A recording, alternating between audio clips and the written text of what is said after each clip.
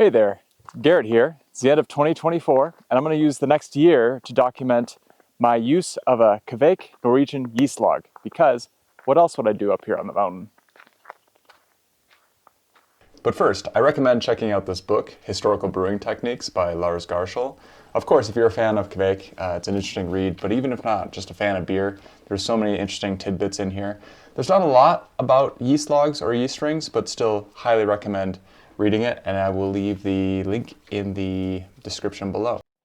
A lot of influencers will paint you a rosy picture about how everything is grand and everything they do is perfect. Well, good thing I'm not an influencer, so I really screwed the pooch on this one, and I'll let you know later in the video what I did. But until then, why not enjoy the visuals in this kind of atypical video of mine where the wife took it as kind of a passion project. And so yeah, just enjoy the little ASMR tidbits, and see you later in the video where I explain how Kveik will be part of my brewing process, but just in a very different way.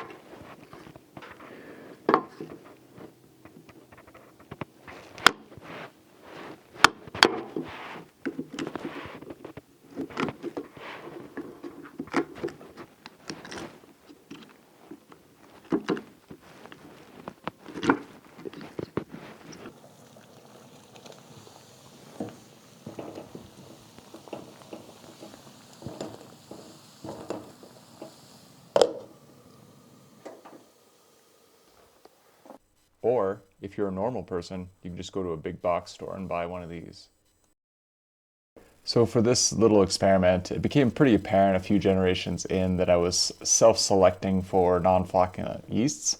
My beers were getting super muddy. I was getting the attenuation, but they were super muddy. So yeah, I'd consider this a fail, at least on my behalf. Again, this is just my experience. I don't have a lot of experience doing this, and I'm sure if one were to read a little bit more about it, you could probably hone her in. But yeah, just sitting out bobbing in the mason jar there. I wasn't getting anything out of the bottom that was flocculating. So yeah, definitely happened faster than I would have thought, which was interesting. But going forward, I would like to say that I do believe that Kveik, at least in my brew house, has a place. When I lived in Korea, we didn't necessarily have access to a lot of yeasts, or they would go sold out for a bit. So it was always nice to have that in my back pocket for another tool in the brew chest. So for here, I do enjoy using Lutra for a quick turn and burn beer. I'm not a big fan of Voss. I use a lot of Mosaic in my session beers, and I find that I get a candy-like sweetness from the Voss or just the Kveik and Mosaic combination in general, so I've strayed away from that. But as far as like something with a heavy adjunct like a rice lager, I had 4 days, 5 days with Lutra at 82 degrees F is pretty amazing. It's nice to have that ability. But yeah, I just look at it as another tool in the tool house. For the form on how I would use it, I probably wouldn't use the yeast log again unless I was looking to experiment. But I know a lot of guys use the slurry from the bottom very successfully. I got a buddy in Korea that still does that with Stranda. He likes that a lot. For me, I would probably start a brew in maybe like the spring, resurrect some flakes that I had, or a commercial packet. Of course, you can do the multi-strains online. I've used the multi-strains online that I got through like Etsy and the yeast Facebook groups where you can buy. I've done that. I've done the commercial ones from Lalamond. So yeah, there's just so many options out there, and I recommend trying it to see if it's for you or if it's not for you, but not giving up on it entirely just because one random dude on the internet says it wasn't for him. Again, it's for me. I like it, but in very specific ways. Like I'm taking Lutra and I'm using it like a traditional US-05 where I'll do a starter beforehand. I'll take a little bit, and with that starter and the O2 and just pitching it, just super fast. It's really fast to start, obviously, but it's super fast to clean out and drop. That's just what I'm trying to do, is to get into beer quickly that doesn't need time to age out, and I can do that with Lutra at 82 degrees in a high adjunct environment. So anyways, I hope you found some interest in this video and took some stuff away, and I hope to see you in the next one. Thanks.